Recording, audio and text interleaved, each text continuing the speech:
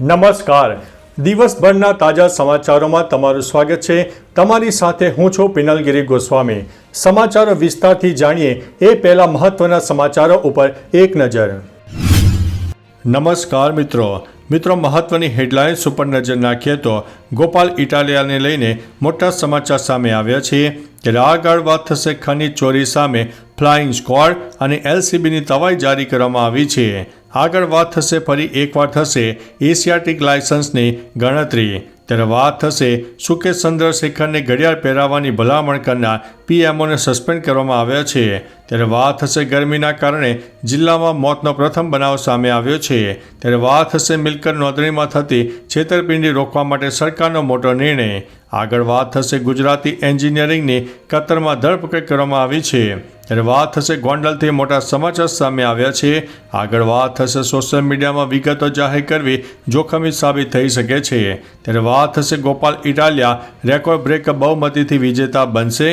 આગળ વાત થશે દક્ષિણ કોરિયાના 20થી વધુ જંગલોમાં ભયાનક આગ લાગી છે. આગળ વાત થશે ઓઇલ ટેન્કમાં આગ બાદ થયો હતો બ્લાસ્ટ. વાત છે સુરતની. હવે મિત્રો સમાચારો વિસ્તારથી. સુરતના કુરસદ જીઆઈડીસીમાં કાવ્યા ડાઇંગ મિલમાં ઓઇલ ટેન્કમાં આગ લાગ્યા બાદ આ બ્લાસ્ટની ઘટના બની. આગના પગલે અરાજકતાનો માહોલ સર્જાયો હતો. બ્લાસ્ટ બાદ ટેન્કનું ઓઇલ આસપાસના રસ્તા પર પથરાયું હતું. આગની ઝપેટમાં ચીમની આવી જતાં ચીમની પણ સળગી ઉઠી હતી. કામદારોએ પાણીનો મારો ચલાવીને આગ ઉપર કાબૂ મેળવ્યો હતો. થોડા સમય પહેલાં ટેન્કમાં આગ બાદ બ્લાસ્ટ થયો હતો. કંપની સામે આગ મામલે અનેક સવાલો પણ ઊભા થયા છે. મિત્રો, અન્ય મહત્વના સમાચારની વાત કરીએ તો દક્ષિણ કોરિયાના 20થી વધુ જંગલોમાં આગની ઘટના બની છે. અમેરિકા પછી હવે દક્ષિણ કોરિયાના જંગલોમાં આગ લાગી છે. દક્ષિણ કોરિયામાં 20થી વધુ સ્થળોએ જંગલો આગની ઝપેટમાં છે. આમાં દક્ષિણ પૂર્વ કોરિયન દ્વીપકલ્પમાં ફેલાયેલી આગને પરિસ્થિતિને વધુ ગંભીર બનાવી છે. આ ભીષણ આગમાં 2 અગ્નિશામકોના અવસાન થયા છે. શુક્રવારે દક્ષિણના ગ્યોંગ પ્રાંતમાં શરૂ થયેલી આગ શનિવારે બપોર સુધીમાં 275 હેક્ટર વિસ્તારને ઘેરી લીધી હતી. મિત્રો, અન્ય મહત્વના સમાચારની વાત કરીએ તો ગોપાલ ઇટાલિયા રેકોર્ડ બ્રેક બહુમતીથી વિજેતા બનશે. આપના પ્રદેશ સંગઠન મહામંત્રી મનોજ સોરઠિયાએ જણાવ્યું છે કે વિસાવદર વિધાનસભાની પેટા ચૂંટણી માટે આપે ગોપાલ ઇટાલિયાને ઉમેદવાર બનાવ્યા છે. તેમણે કહ્યું છે કે ગોપાલ ઇટાલિયા વિધાનસભામાં આવશે એટલે શાસકોના પેટમાં અવશ્ય ફાળ પડશે. સોરઠિયાએ જણાવ્યું હતું કે ગોપાલ ઇટાલિયા રેકોર્ડ બ્રેક બહુમતીથી વિજેતા બનશે એવી આપને જ નહીં પરંતુ સમગ્ર ગુજરાતની જનતાને આશા છે. મિત્રો, અન્ય મહત્વના સમાચારની વાત કરીએ તો સોશિયલ મીડિયામાં વિગતો જાહેર કરવી જોખમી. સાયબર ક્રાઇમની દુનિયામાં ક્રિમિનલ્સ હવે ડીપ ફેકના સહારે લોકો સાથે છેતરપિંડી કરતા જોવા મળ્યા છે. એટલે કે કોઈ પણ વ્યક્તિની ખોટી રીતે ડિજિટલ ઓળખાણ ધારણ કરીને રૂપિયા પડાવી લેવામાં આવે છે. અને આવું કરવા માટે આરોપીઓ ભોગ બનનાર દ્વારા સોશિયલ મીડિયામાં મૂકવામાં આવેલા ફોટાની મદદથી જ કરવામાં આવે છે. એટલે કે સોશિયલ મીડિયામાં વિગત જાહેર કરવી હવે જોખમી સાબિત થઈ શકે છે. મિત્રો, અન્ય મહત્વના સમાચારની વાત કરીએ તો ગોંડલથી મોટા સમાચાર સામે આવ્યા છે. ગોંડલમાં સંયુક્ત પત્રકાર પરિષદમાં ભાજપ જિલ્લા પ્રમુખે મોટું નિવેદન આપી દીધું છે. ભાજપ જિલ્લા પ્રમુખ અલ્પેશ ઢોલારિયાએ કહ્યું છે કે ગોંડલની સીટ પરથી ગણેશ જાડેજા ધારાસભ્ય બનશે. કહ્યું છે કે કોઈએ ગોંડલની બેઠક માટે લાળ ટપકાવવાની જરૂર નથી. જયરાજસિંહ જાડેજા અમારા બાપ સમાન છે અને ગોંડલની સીટ પરથી ગણેશ જાડેજા ધારાસભ્ય બનશે. જે ગોંડલને મિર્જાપુર ગણાવે છે તે આવારા તત્વો છે. મિત્રો, અન્ય મહત્વના સમાચારની વાત કરીએ તો ગુજરાતી એન્જિનિયરિંગની કતરમાં ધરપકડ કરવામાં આવી છે.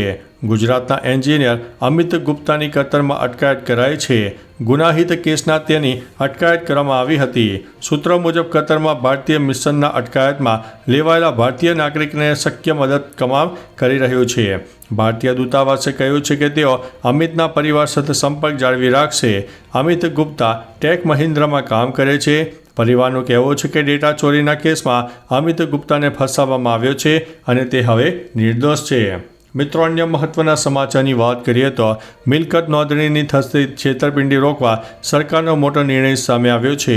ગુજરાતમાં જમીન અને મકાન સહિતની મિલકત નોંધણીમાં થતી છેતરપિંડી રોકવા માટે રાજ્ય સરકારે આગામી 1 એપ્રિલથી અમલમાં લેવામાં નવો નિયમ આવશે.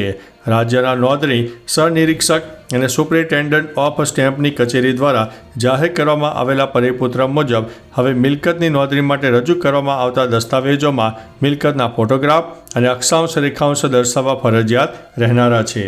મિત્રો, અન્ય મહત્વના સમાચારની વાત કરીએ તો ગરમીના કારણે જિલ્લામાં મોતનો પ્રથમ બનાવ બન્યો છે. વડોદરા જિલ્લામાં ગરમીના કારણે પ્રથમ મોત નોંધાયું છે. હજી તો માર્ચ મહિનો ચાલે છે અને પ્રચંડ ગરમીનો પ્રકોપ પણ વધી રહ્યો છે.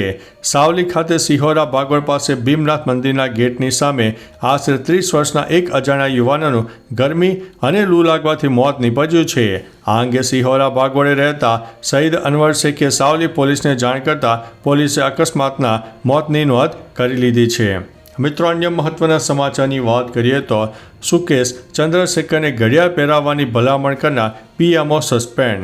દિલ્હીના મંડોલી સેન્ટ્રલ જેલમાં આવેલી હોસ્પિટલમાં તૈનાત રેસિડેન્ટ મેડિકલ ઓફિસર આર રાઠીને નિવૃત્ત દિવસે સસ્પેન્ડ કરવામાં આવ્યા હતા. તેમની સામે આ કાર્યવાહીએ ભલામણ લઈને કરવામાં આવી હતી, જેમાં તેમણે કથિત રીતે ઠગબાજ સુકેશ ચંદ્રશેખરને તેમના વરિષ્ઠ નેતાઓને અધિકારીઓને પરવાનગી વિના કાળા ઘડિયાળ પહેરાવવાની મંજૂરી આપી હતી. મિત્રો, અન્ય મહત્વના સમાચારની વાત કરીએ તો ફરી એકવાર થશે એશિયાટિક લાયન્સની ગણતરી. છેલ્લા 9 વર્ષથી સત્તાવાર સિંહોની વસ્તી ગણતરીનો અંદાજ કરવામાં આવ્યો નથી. દર 5 વર્ષે સિંહોની ગણતરી કરવાનો અંદાજ કરવામાં આવે છે. છેલ્લે 2015માં સિંહ વસ્તી ગણતરી થયા બાદ 2020માં કોરોના કાળના કારણે માત્ર અંદાજ કરાયો હતો, જેમાં સત્તાવાર ગણતરી થવા પામી ન હતી. આ વર્ષે 10 મેથી લઈને 13 મે દરમિયાન સિંહ, સિંહણ, પાઠડા સહિતની ગણતરી થવાની શક્યતાઓ વ્યક્ત કરવામાં આવી છે. મિત્રો, અન્ય મહત્વના સમાચારની વાત કરીએ તો ખનીજ ચોરી સામે ફ્લાઇંગ સ્ક્વોડ અને એલસીબીની તવાઈ જારી કરવામાં આવી છે. પશ્ચિમ કચ્છમાં સ્ક્વોડે ખાવડા જામ કુનાયાની નદીમાંથી રેતી ભરેલા 2 ડમ્પર જપ્ત કર્યા છે, તો બીજી બાજુ મુન્દ્રાના બરિયાની નદીમાંથી લીઝ બહાર ખનન કરીને રેતી ચોરી કરવા બદલ એક એક્સકેવેટર અને ડમ્પર કબજે કરવામાં આવ્યા છે. એલસીબીએ નરાના લુણા પાસેથી 7 ટન સેન્ડસ્ટોન એટલે કે ટોડા ભરેલી ટ્રક ઝડપી પાડી છે, તો મુન્દ્રાના બોરાણા સમગોગા રોડ પરથી 3 ટન રેતી ભરેલું ટેન્કર પણ પકડી પાડ્યું છે.